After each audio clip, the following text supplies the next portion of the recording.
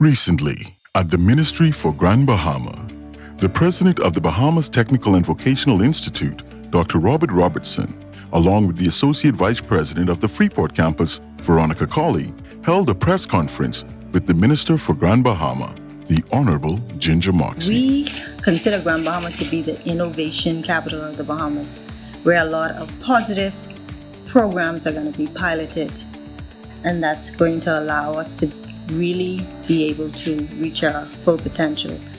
We look at Grand Bahama as the maritime and logistics capital, as well as events and entertainment, and also innovation city.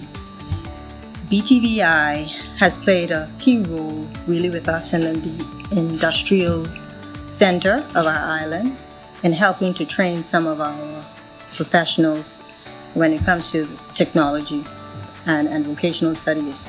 And so we look to really partner with BTVI in moving forward to get a lot more programs going.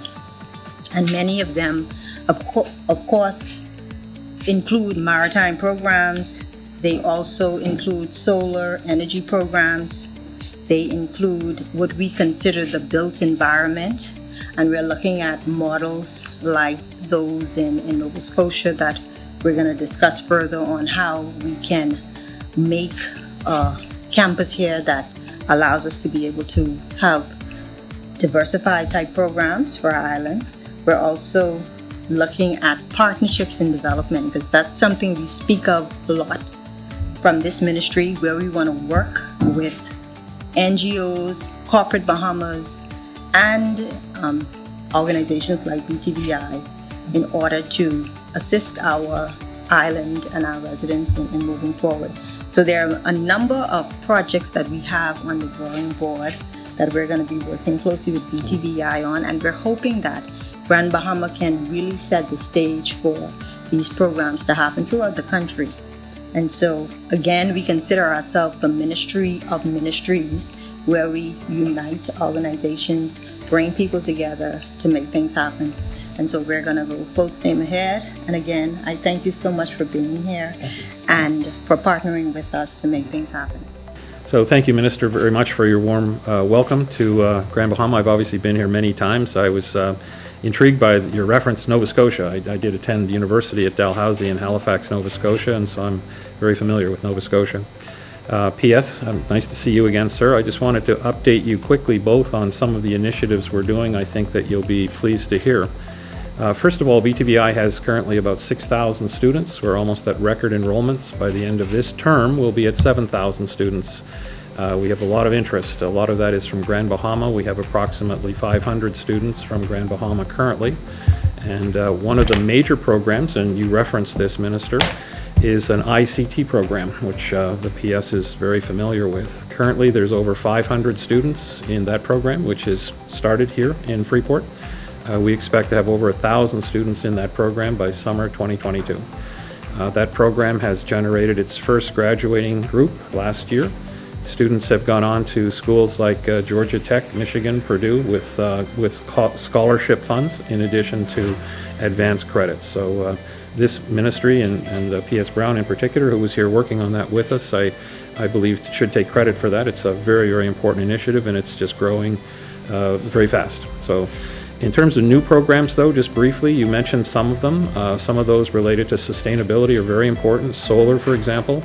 We're also, though, working with a school in the United States on an allied health program, which I know is also very important here. We will have visitors, boots on the ground here within 2 weeks from this school in New England. It's called New England Institute of Technology. Most schools from the U.S. who come here obviously just go to Nassau, which we are going to ensure does not happen anymore. They have to come to Freeport. I've already told them as of yesterday that a part of their schedule, they are coming here for a visit, because we really think there's a market here for allied health in particular. And that market also will go back to other islands in the Bahamas, not simply in Grand Bahama. So I'm delighted to be able to confirm that today. They'll be here approximately February the 8th. I'll be in touch with the PS's office about that, so we can hopefully get a chance to visit with you, Minister. In addition, we see significant construction this summer coming forward, big construction opportunities. We've been contacted by companies from the U.S., from Canada, and elsewhere looking for 500 certified Bahamians by June 2022. Now, that's a tight window, but with the schedule that we have and the NCCER program that we have called the National Center for Construction Education and Research, we anticipate that we can meet the demands of the industry by June 2022. And I want to reiterate that because it's a very important date. Is that for export? That's for construction of major facilities, residential, correct. One of them has already been announced, obviously, the Disney project in Eleuthera. The company doing that construction is called American Bridge, and they've committed to hiring 350 Bahamians. Now, they're not all going to come from Eleuthera. Hopefully many will, but some will come from here. So tomorrow morning, we're meeting with the school superintendent in Grand Bahama. We're going to start a second cohort of NCCER students here and hopefully stream them into some of these construction opportunities by the summer of this year. That's a significant opportunity. Various companies are doing this, by the way, not just that one. And so we think and it's important that these people be certified. These companies that are coming in want certified construction specialists, and we have the way forward to do that with high school students in grade 12, for example, but also those who have recently left the workforce, and that's one area where I will be talking to the PS about getting his assistance to find those people on this island who need that training for those jobs.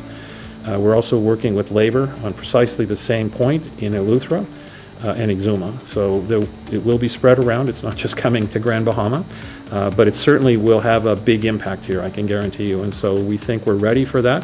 Ms. Collie and her team in Freeport are excited about it. We spoke about it yesterday, set the kind of schedule in mind as to how things will happen. And we're quite confident we're going to be able to meet the needs of these big construction projects in the Bahamas. Please stay tuned to learn more about this and other opportunities as we recover, rebuild, and revolutionize Grand Bahama Island.